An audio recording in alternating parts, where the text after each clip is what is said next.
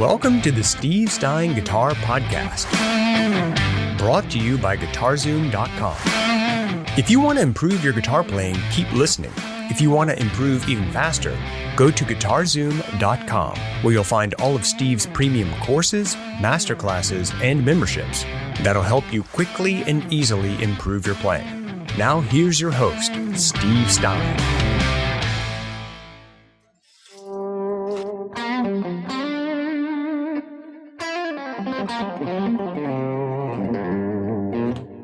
Dan, can you hear me okay? I can, Steve Stine. How are you, sir? I'm good. How are you?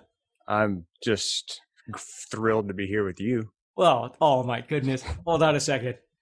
Whew. Blushing.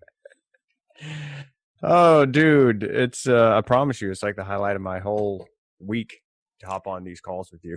Well, that's awesome. I appreciate that because I love to talk about guitar. Well, then that's a match made in heaven. Hey, I want to thank Steve for being here. I want to thank all of you for being here. If you're joining us from wherever, YouTube, Facebook, Instagram, Twitch, I don't know where you might be watching this. Thank you for being here. We really appreciate it. If you have questions, please post them in the comment box or in the chat box, whatever platform you're watching this video on. My name's Dan Denley. I'm the founder of GuitarZoom.com. This is my good friend and colleague, Steve Stine. Hello. And today we're going to be doing a blues guitar workshop series for you. This is the first in this particular format that we're using right here, where Steve and I are kind of bantering back and forth. And the whole entire series is called the Blues Guitar Workshop. It's available for you in a playlist on GuitarZoom on the YouTube channel there at GuitarZoom. And if you want to learn about blues guitar, keep watching, keep listening. If you want to learn it even faster, check out Steve's new course. It's called Blues Guitar by Steve Stine, and it's available at GuitarZoom.com. And it is all things blues. We've done blues licks. There's an acoustic blues course there. There's blues soloing masterclass. This is the new blues course, kind of the new standard, and Steve's really excited about it. I'm really excited about it, and everything that we're talking to you about and teaching you in these workshop series is related to the course. So if that's something that you're interested in, you'd like to go really deep into this and learn it on a comprehensive level, check out the course, Blues Guitar by Steve Stine, available at GuitarZoom. All right, Steve. Take it away, my friend. Okay. Well, basically what we're going to be doing is over the next few sessions that Dan and I are doing here is that we're going to set up some ideas of better understanding how blues works, and certainly how to approach it methodically, right? Because so many times we get wrapped up in thinking it's about information, and there's nothing wrong with information. Obviously, if we can use that information, but that's the key, is using the information that you have.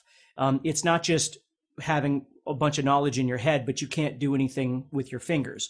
And so what I want to do today is I would just want to give you kind of a general overview of what to think about when you're trying to approach playing anything, but this is certainly going to be directed toward blues guitar. So what I'm using, of course, is my Paul Reed Smith. It's a little more bluesy in terms of its visual, I suppose. I've never really given much credence to I need a Strat for blues and I need a whatever for rock. I just play what's comfortable, and then I dial in the sound from there with the gear that I have. You know, when I was growing up, I had very little gear. I mean, you had a guitar and an amp, and that's what you had to play. You know, I didn't have a lot of money when I was growing up, so I didn't have 7 guitars and all that sort of thing. You just played what you played. So what I want to talk about today is kind of an overview of blues soloing. Now, we're going to be talking about rhythm and different things too, and I'm not going to try and get real deep. I just want to get you thinking a little bit. So the first thing I want you to do is I want you to think about the 3 T's, which is tools, touch, and tone. Okay? Now, tools, touch, and tone. Tools, touch, and tone. And basically, with tools, what you're doing is you're trying to prepare yourself for the situation, the musical situation you find yourself in. When we say blues, a lot of times people go, oh, you're talking about 12-bar blues, or you're talking about a swing rhythm. And again, if you don't know those things, we're going to talk about all that. Yes, maybe that's true, but there's a lot of other subtleties that could go in there. And the question is what do you know about these terms, and what tools do you have at your disposal for that situation? Meaning, you might just know, for instance, minor pentatonic, right? It's kind of the place where most guitar players tend to start. So let's say I was in, I'll go to G. So I'm going to be in G, and I'm going to play G minor pentatonic, which means penta means 5. So I'm playing a scale that looks like this.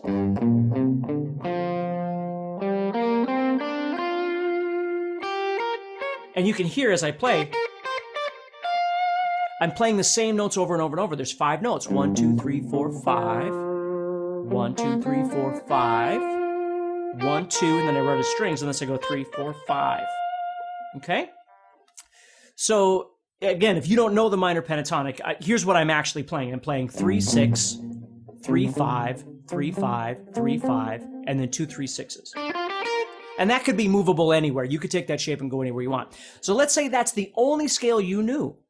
Okay? Well, that's okay. Let's say that's the only position that you knew. You didn't know how to play in other places around the fretboard. I'm not saying that learning more is bad. Of course you want to learn more. But could you make music with just that one position, with just those notes? And the answer is, of course you could, right? So you'd have to ask yourself, okay, so what's the chords that I'm playing over? If I'm playing in, again, our example is blues at this point. So if I was playing in G blues, what does that mean? Well, that means I'm probably going to see a G chord. It might be a G7 chord. Again, don't get confused by this stuff. It could be a G power chord for all that matters, right? And a C and a D. We call these 1, 4, and 5. But again, I'm going to throw these little things out there, and as we keep doing our sessions, you're going to learn about all this stuff, okay? And certainly in the guitar course, I talk about all this stuff. So G, C, and D, okay? So the scale that I'm superimposing over those 3 chords is this G minor pentatonic scale, okay, or minor pentatonic. So the first thing I think about is, okay, so I've got this scale, so what am I going to do with it? Well, the first thing I start doing is figuring out where are the roots. Where's the root, which in this case is G, right? So I want to know that G is down here on the 6th string. G is on the 4th string on the 5th fret. And G is on the 1st string. If it's on the 6th string 3rd fret, it's going to be on the 1st string 3rd fret because they're both E strings, right? So they're just repeating each other. Why do I want to know that? Because if I've never really learned to solo before, this is the first thing I want to do, is I want to start trying to direct my movements toward the G, because that's the key that I'm in. So if you think about it, even if I just took my scale and just played something like that, it gives it direction and it gives it purpose, moving somewhere. I'm not just going, which if I do that, again, you might be able to come up with something really good. But the truth is, you got to learn to give your solo. It's not about fast or slow or all those things. You could be as fast as you want or as slow as you want. It's giving your solo direction, giving your playing in general direction. I could move toward the floor.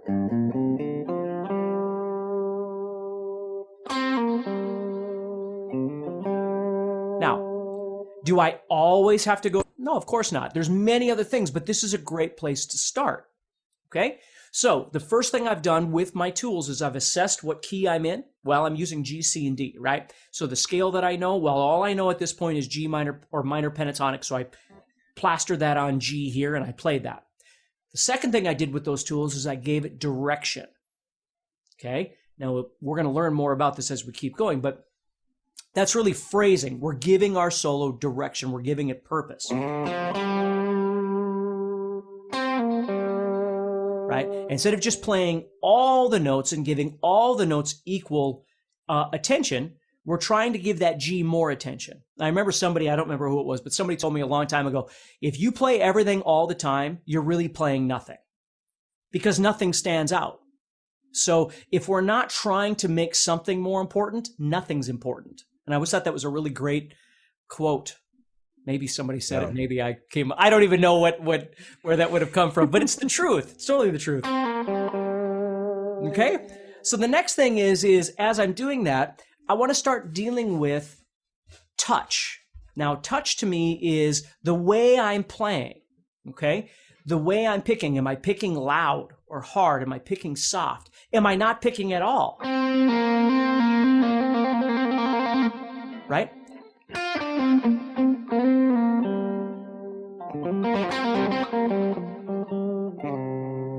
See? And I'm always messing with my volume because, like, I can hear my amp right here.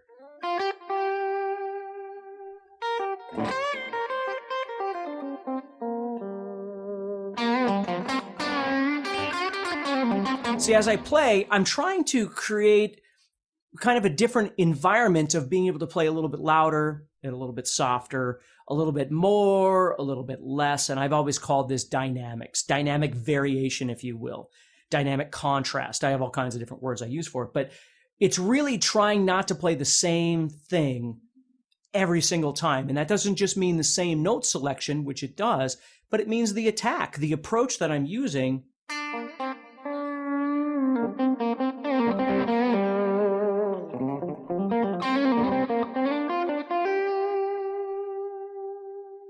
You see? So if I was playing over something, let me grab this track. And Dan, you're just going to have to tell me if this is too loud or whatever. Sure. But here we go.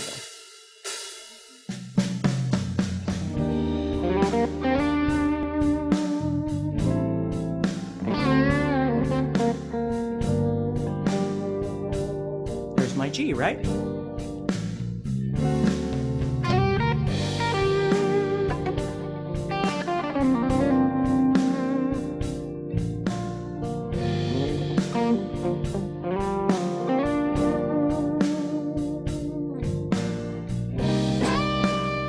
So I went higher.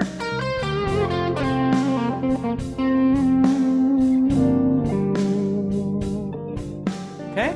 So just, again, I don't expect you to memorize everything that I'm doing. I want you to get the idea, the overall meaning of what I'm talking about. Mm-hmm. If you're enjoying this episode and you'd like to support the podcast, go to GuitarZoom.com and consider becoming a premium member. There are 3 memberships to choose from.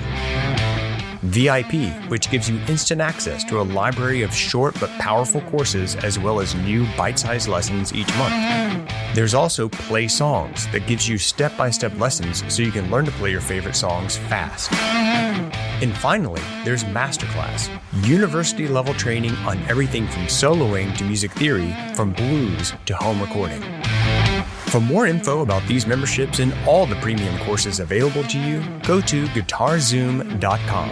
Now back to the podcast.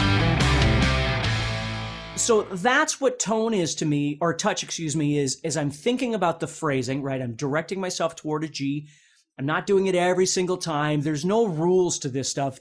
That's the beauty of guitar, is that you've got to feel this around. But if you think about it, it's like reading a good book or listening to a person talk that's very engaging. They don't use the same dynamics in their voice all the time. They don't use the same size sentences every time. They're always trying to make it interesting for you to stay engaged. And guitar is really no different. It's not just whether we know 15 different scales or something. If we can't engage with one scale, how are we going to engage with 15? It's not going to get better, you know.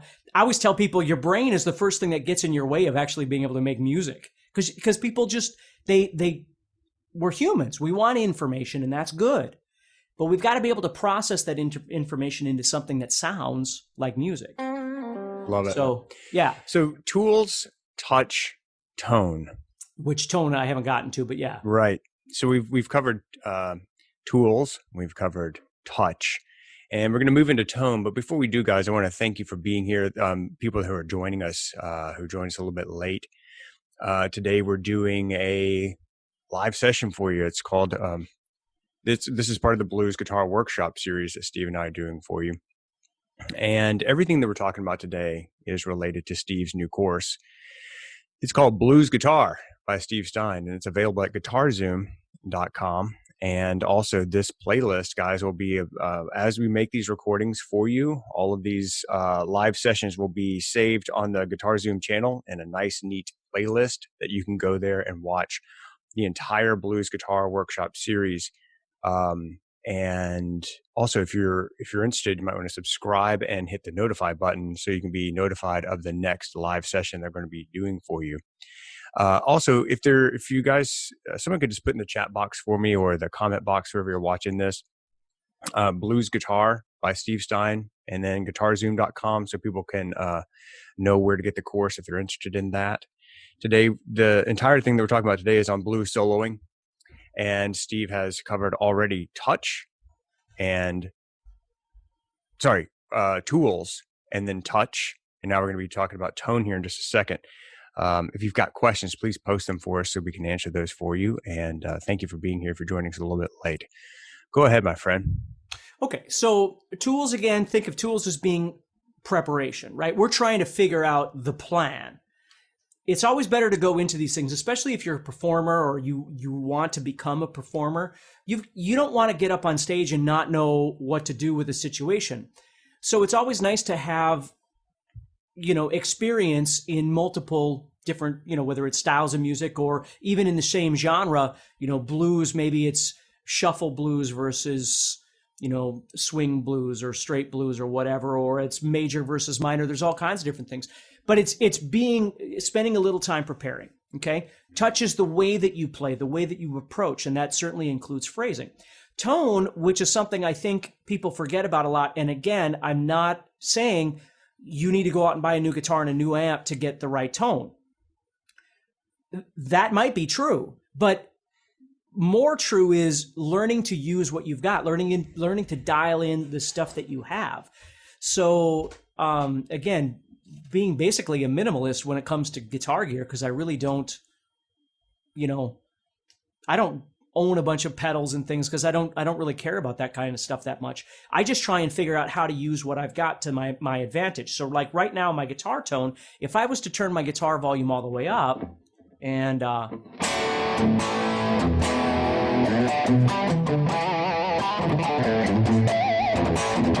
I could get a pretty good rock sound out of this particular tone that I've got right now. You'll notice it's I got a little bit of the high end rolled off, just because it sounds kind of cool for the blues stuff that I'm playing right now. But if I take that and roll back that volume, all of a sudden it becomes much more subtle. And again, my picking attack is going to loosen up a little bit.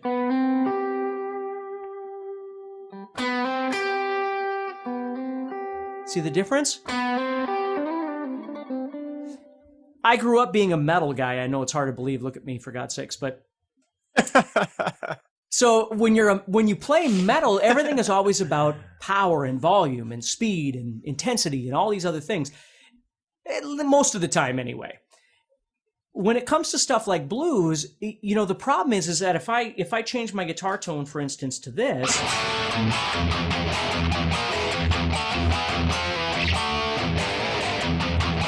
I love that sound. Don't get me wrong, but I don't have a lot of dynamic space to go from there, right? It's meant to be powerful, where this tone is meant to have dynamics, so I can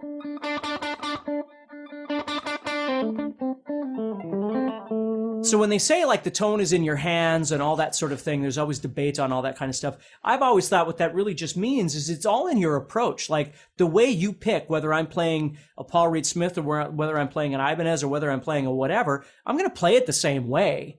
The guitar itself might sound a little bit different, and so I might have to adjust the amp a little bit or whatever to appease my ear, but my approach is always going to be the same, so it's usually just the aesthetics of what the guitar actually looks like. So this looks a little more like a blues guitar than, say, my Ibanez Gem does or something like that. But honestly, if I wasn't on video right now, it doesn't matter which guitar I'm using. I'd use any of them. I would adjust this all the same way. So now what I want you to notice is right now, there's no delay and no reverb on there at all. And I used to be one of these effect people when I was a kid.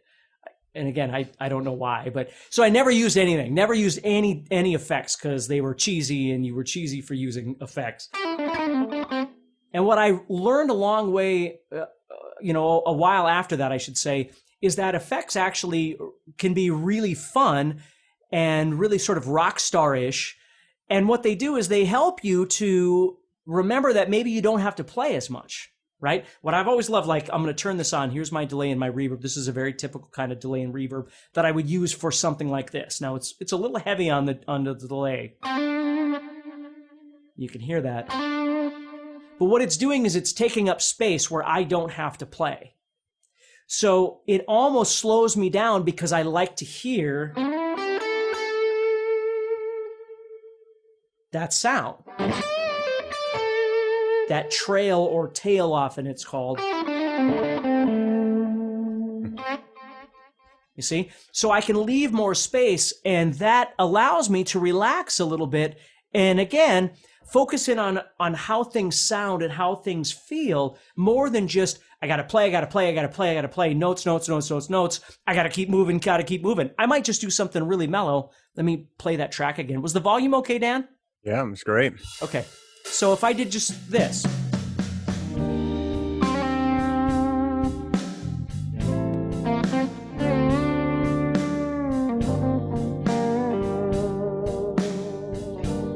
Not much, right? But I'm listening.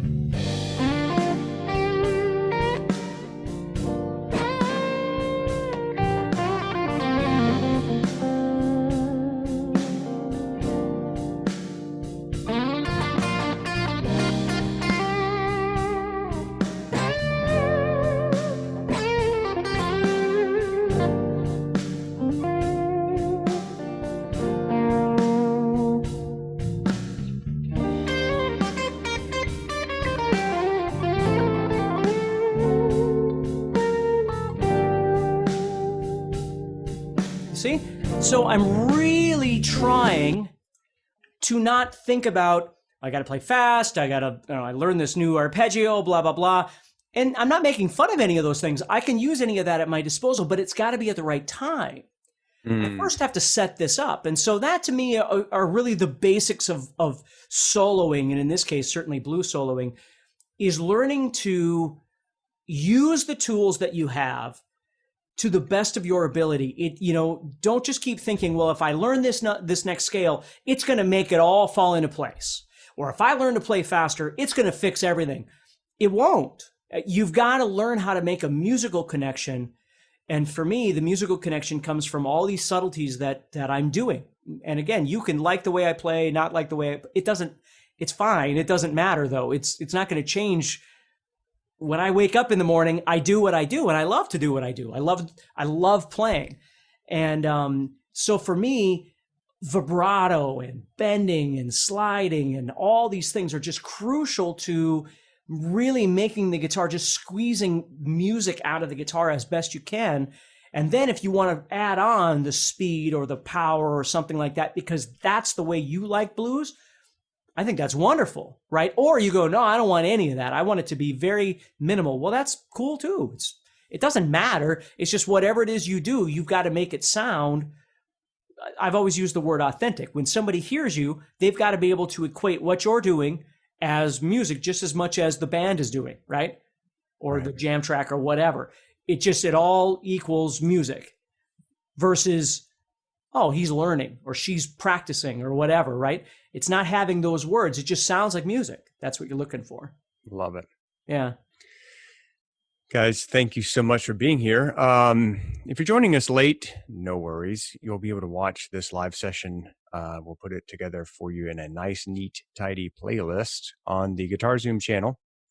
The series that we're doing for you is a Blues Guitar Workshop series. Today we are talking about blues soloing. Steve has covered three major components. Sorry, Steve, I didn't write any of these down. I'm going to go from memory. Hold on. Tools. Yeah, tools just preparation. Yeah, tools. Just touch, looking for tone. 3 T's, but it's really just preparation. Yeah, it's tools, touch, and tone. Those are the three elements that we've talked about today. Mm-hmm. And I think this has been super helpful. And like, man, you covered a lot in this one session. And and there's obviously all these things could be studied to a very deep degree, right? Which is what these videos on social media are for, and of course what the guitar course is for, and all those things are learning to go deeper into these things. But I just wanted to give you an overview. So yeah, I love it. So if you want to be notified of the next session that we do, guys, for you, the Blues Guitar Workshop series, just click the old subscribe button and notify you, so you get a little notification that, hey, we're going live today. We try to do them at the same time. Doesn't always happen, but we certainly make an effort to be consistent. And subscribe to the channel. And if you enjoyed today, I think that you'll like the course, Steve's new course. It's called Blues Guitar by Steve Stine, and it is everything that you would need to know to play electric blues guitar style. Let's not confuse electric and acoustic and dobro and resonator and all that stuff.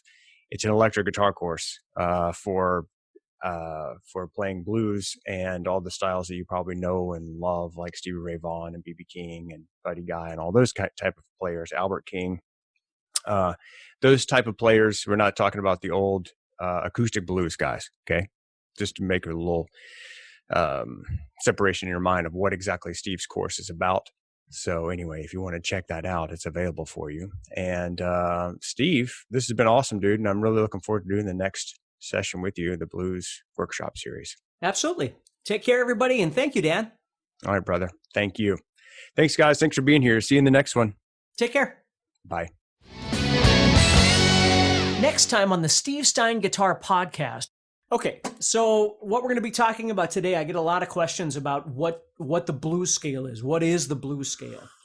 And it's really not that difficult to discuss, but in order to know the blues scale, the first thing you have to do is you have to know the pentatonic scale. So again, today we're going to be talking about the minor side of things. And then in one of the next sessions, I'm going to be talking about major and minor and explain the difference of that too. But the minor pentatonic scale is a scale. Let's say you want to be in the key of A. What you would do is you would go to the fifth fret of the sixth string, which is A.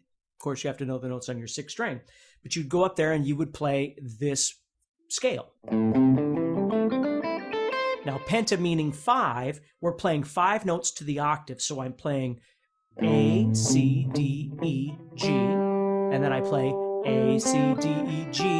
And then I play A, C, and I run out of strings, okay? Now, I could move up and different things like that. There's other positions you can learn and things like that. But that's what the minor pentatonic would be, is playing the notes A, C, D, E, and G.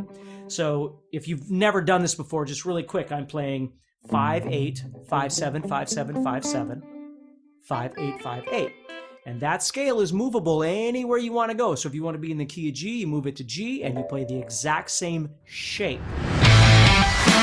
Hey, Steve Stine here from GuitarZoom.com, and thank you so much for listening to this podcast. If you enjoyed this episode, can I ask you a favor? Please subscribe, leave a review, and share it with a friend. Your feedback means more to me than you'll ever know. And be sure to check out my YouTube channels where you'll find over 1,000 videos to help you with your guitar playing. Thanks again for listening. Stay positive, keep playing, and keep having fun. If you'd like some help with your guitar playing but you're not sure how to get started, go to GuitarZoom.com and look for the Help Me Choose survey. By answering a few simple questions, you'll get Steve's personal recommendation of the perfect course for you. All this and more is available for you at GuitarZoom.com.